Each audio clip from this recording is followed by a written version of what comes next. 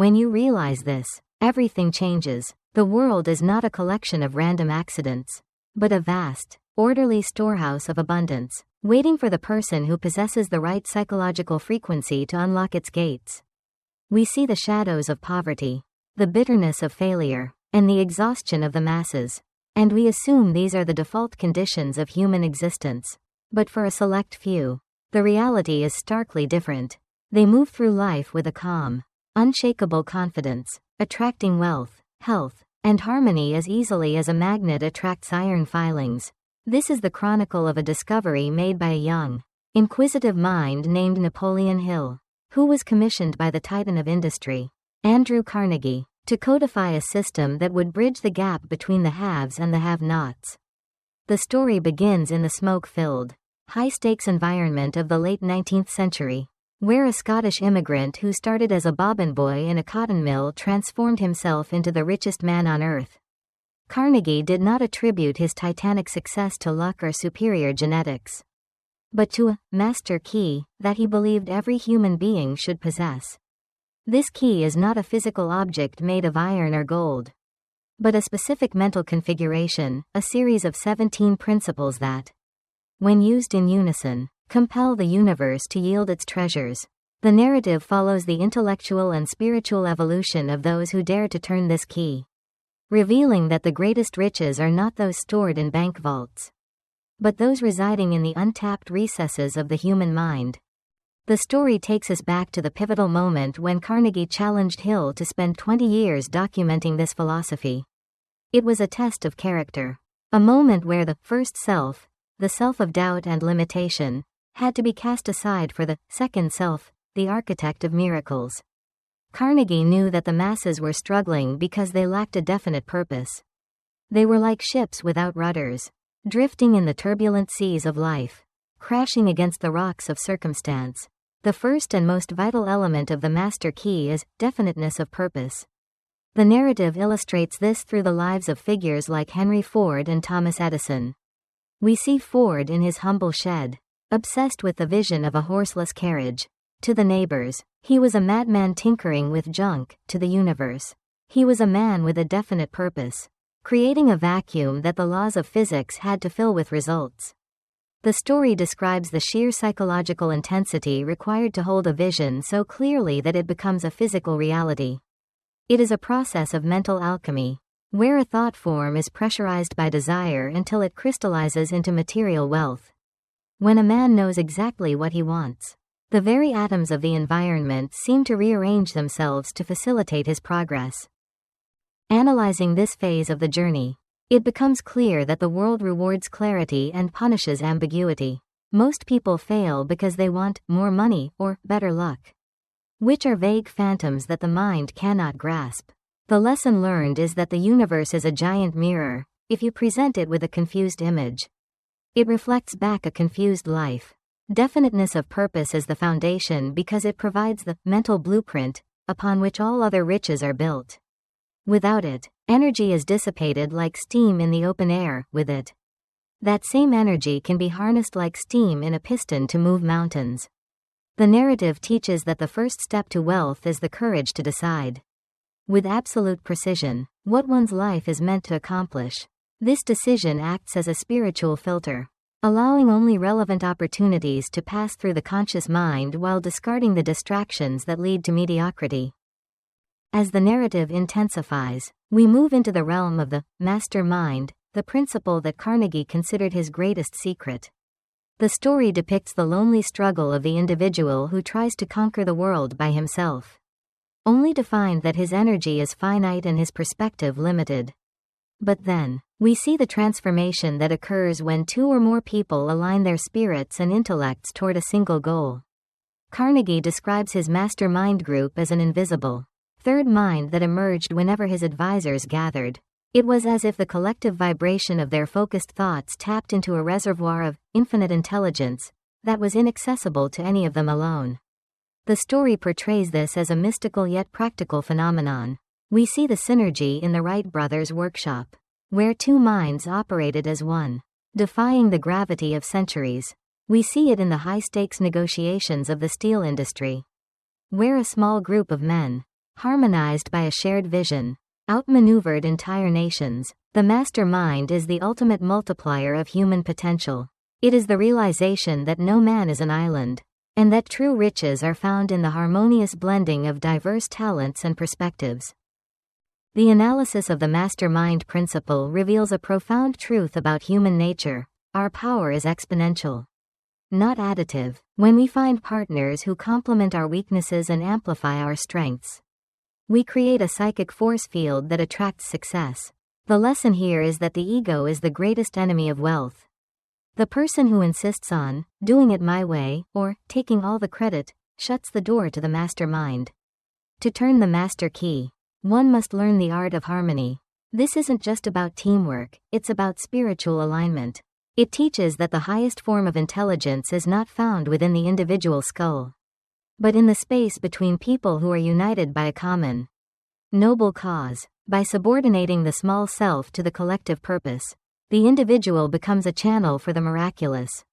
The narrative then dives into the principle of going the extra mile, which Hill describes as the only way to get ahead in a competitive world.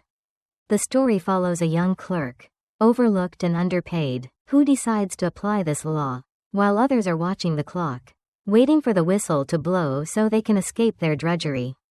This clerk is looking for ways to provide more service than he is paid for. He anticipates the needs of his employer, he stays late to organize the files, he treats every customer with a level of care that borders on the sacred. At first, his co-workers mock him, calling him a sucker for giving away his labor. But the narrative shows the invisible forces at work. By providing excess value, the clerk is actually putting the universe in his debt. The story describes the law of increasing returns, the fact that seeds planted in the soil of service eventually produce a harvest far beyond the initial effort. The miracle occurs when a high-ranking executive from another company observes the clerk's attitude and offers him a position with double the salary and 10 times the opportunity. The extra mile is never crowded, because most people are too busy complaining about the length of the first one. Analyzing this story, we see that the master key requires a shift from a getting mindset to a giving mindset. The lesson is that the only way to receive more is to become more. By doing more than what is expected, you develop a personal magnetism that makes you indispensable. Most people view work as a transaction, an hour of time for $1 of pay. The master key holder views work as an investment. The analysis teaches that the habit of going the extra mile builds the muscle of self-discipline and creates a reputation that precedes you. It is a psychological maneuver that forces the environment to reward you. Because the law of compensation is as immutable as the law of gravity. You cannot give more than you receive in the long run. But you must be willing to give first without the immediate expectation of reward. The narrative continues into the most challenging of all principles, applied faith.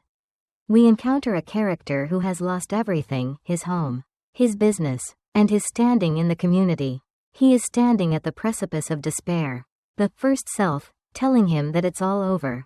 But Carnegie's philosophy introduces the idea of the seed of an equivalent benefit.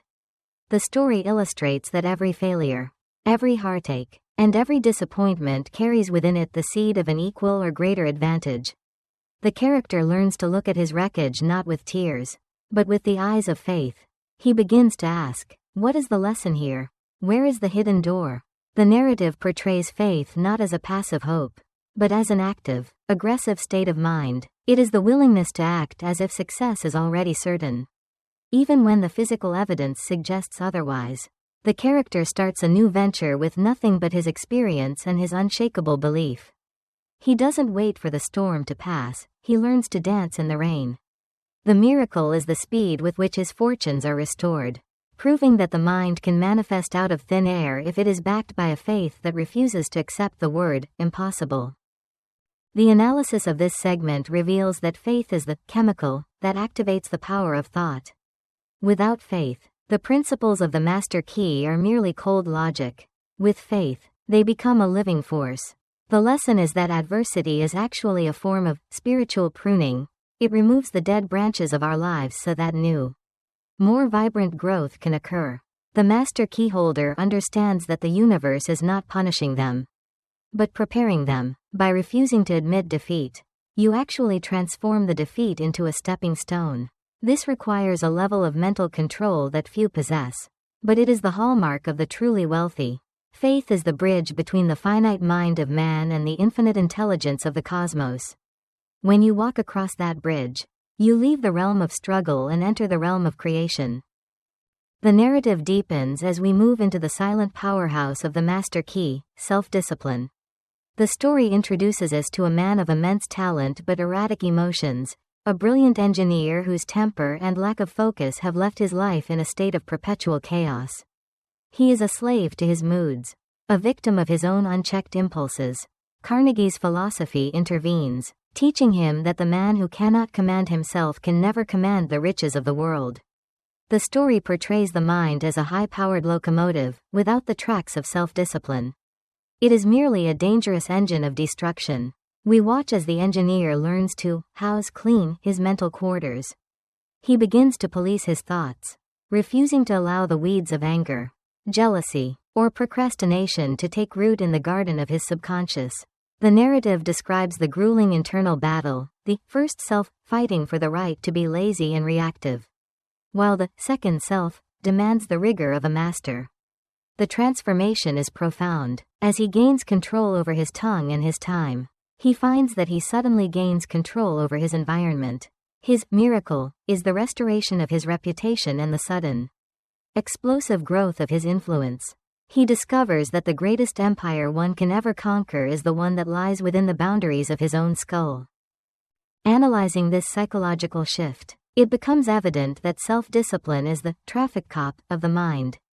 It directs the flow of mental energy toward a definite purpose and prevents the collisions of conflicting desires.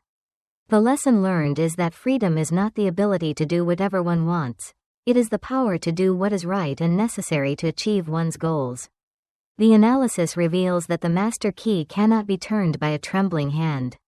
You must develop the will to stay the course when the initial excitement has faded.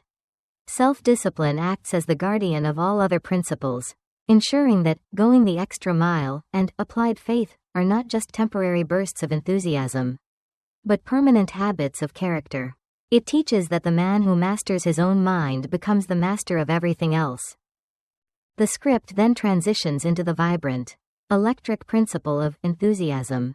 The story follows a woman who has all the technical skills required for success but lacks the spark that moves others to action. Her life is a series of gray, logical, but uninspired days. She is like a cold furnace, filled with fuel but lacking the match to ignite it. The narrative describes her discovery of controlled enthusiasm, which Hill defines as a state of mind that inspires one to move with a physical and mental glow. She begins to speak with conviction, she walks with a purpose, she infuses her every word with a burning belief in her mission. The story depicts how her new vibration begins to affect everyone around her. It is as if she has turned on a light in a dark room. Prospects who were previously indifferent suddenly feel a compulsion to join her cause. The miracle in her life is the sudden ease with which she navigates the social and professional world. She realizes that enthusiasm is the vitality of the soul, and that it is contagious. It is the force that turns a boring presentation into a movement and a simple product into a revolution. The lesson here is that while logic may convince the mind, only emotion can move the heart. The analysis shows that enthusiasm is the fuel for the master mind.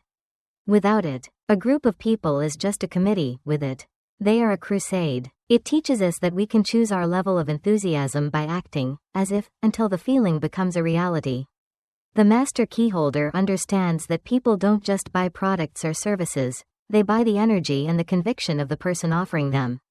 Enthusiasm is the bridge that allows your second self to communicate directly with the second self of others, bypassing the walls of skepticism and doubt.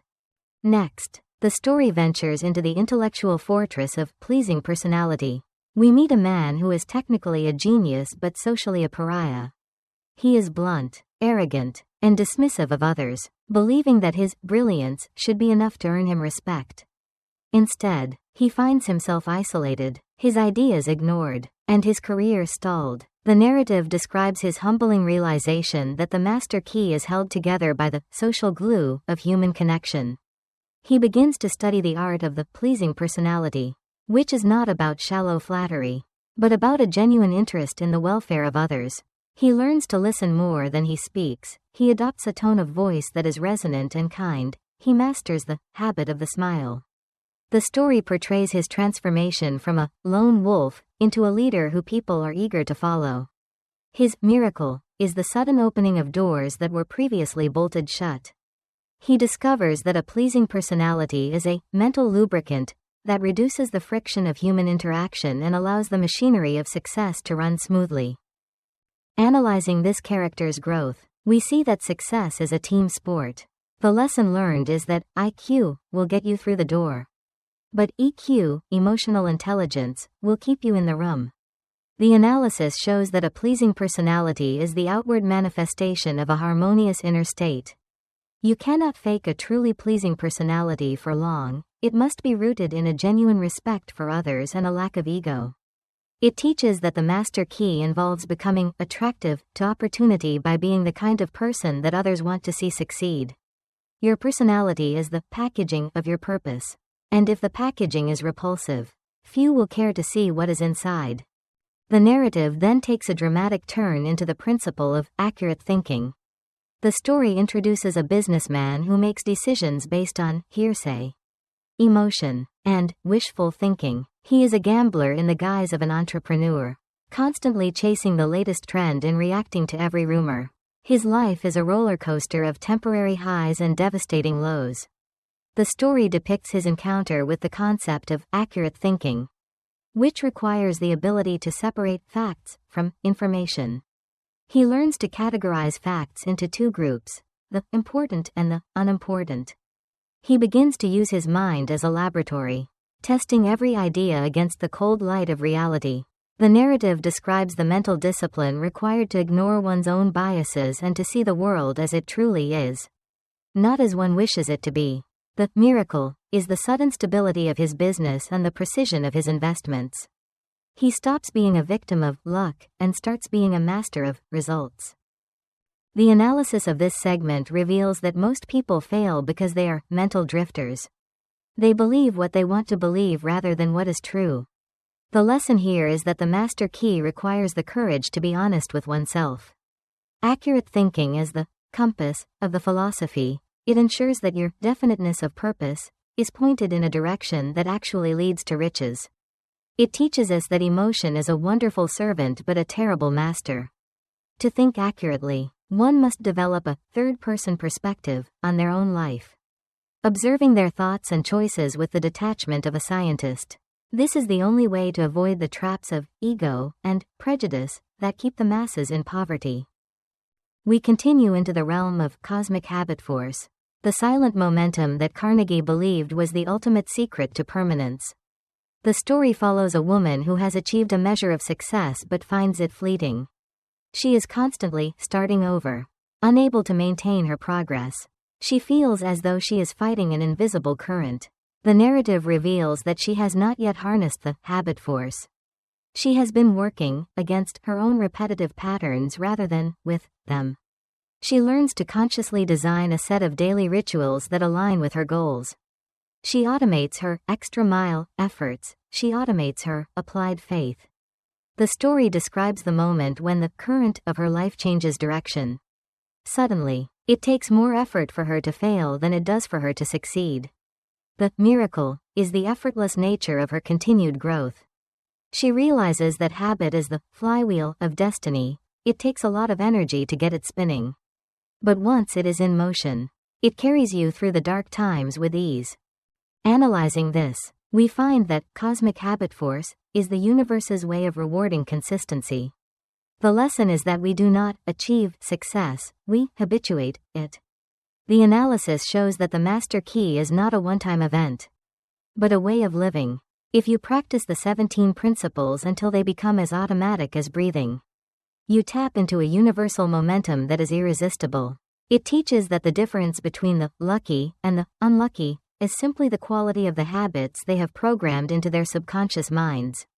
By mastering habit, you move from being a striver to being a receiver. The narrative now approaches the final, most profound riches, the riches of health and peace of mind. The story portrays a billionaire who is physically broken and mentally tormented. He has all the material wealth Carnegie promised, but he cannot enjoy a single moment of it. He is a prisoner in a golden cage of his own making. The narrative follows his journey as he applies the master key to his internal world. He learns that health is a mental habit as much as a physical one. He learns that peace of mind is the result of a clear conscience and the habit of service. The story describes the miracle of his recovery, not just of his body, but of his spirit. He begins to use his riches to heal the world, and in doing so, he heals himself. He discovers that the master key to riches is ultimately the key to life itself. The journey through the philosophy of Andrew Carnegie reaches its most transcendent peak as the narrative explores the miracle of the 12 great riches. We follow the final transformation of the protagonist, a man who has accumulated vast material wealth but now faces the ultimate test, the preservation of his sanity and the salvation of his spirit. The story illustrates that the master key is not merely a tool for filling bank accounts, but a blueprint for a balanced, harmonious existence. The narrative depicts the first self of the man, still clinging to the fear of loss, still haunted by the ghosts of his past poverty.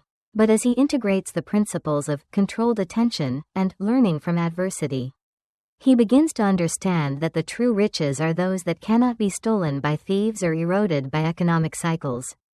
The story vividly describes the miracle of the quiet mind. For the first time, he experiences a state of being where his internal worth is independent of his external environment.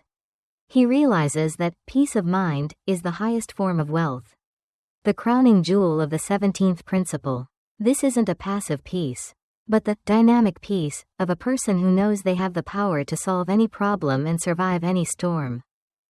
Analyzing this final stage, we see that the master key provides a hierarchy of values. The lesson learned is that money is a secondary rich. It is the result of a primary wealth that begins with a positive mental attitude. The analysis shows that if a person acquires money without the 12 riches, which include health, love, and a labor of choice, they have not mastered the key, but have been mastered by the lock. The narrative teaches that the ultimate purpose of Carnegie's formula was to create whole, human beings who are as rich in spirit as they are in pocket. This is the psychological maturity required to turn the master key fully, the recognition that you are the steward of your wealth, not its slave. The miracle is the shift from a scarcity mindset, which believes there is not enough to go around, to an abundance mindset, which knows that the supply of the universe is infinite. As the script draws to its conclusion, the narrative focuses on the legacy of the master key itself. We see the ripples of Carnegie's wisdom as they pass from Hill to the millions of readers who followed. The story portrays the master key as a living torch, passed from one generation to the next. It is the story of the clerk who became a CEO, the invalid who recovered her strength, and the bankrupt dreamer who rebuilt an empire. Each of these stories serves as a chapter in a larger, cosmic narrative of human potential. The miracle is the realization that the key is available to anyone, regardless of their station in life, provided they are willing to pay the price of self-discipline and persistence. The narrative ends with the image of the reader holding the key in their own hands, the weight of it representing both the responsibility and the power that comes with the truth. The core message and meaning of the master key to riches, is that success is an exact science, governed by laws as predictable as those of mathematics. Napoleon Hill conveys that true wealth is a state of mind that manifests in physical form through the application of 17 fundamental principles. The book intends to shatter the myth of luck and genius, proving instead that the master key is the habit of thinking and acting in a certain way. Its deepest meaning lies in the revelation that we are the masters of our own destiny because we have the power to control our mental attitude. By aligning one's purpose with the master mind, going the extra mile, and maintaining an unwavering faith, anyone can unlock the storehouse of infinite intelligence. The book serves as a reminder that the world belongs to the person who knows where they are going and refuses to stop until they arrive. The only thing standing between you and the riches of the world is the decision to claim the key that is already in your hand.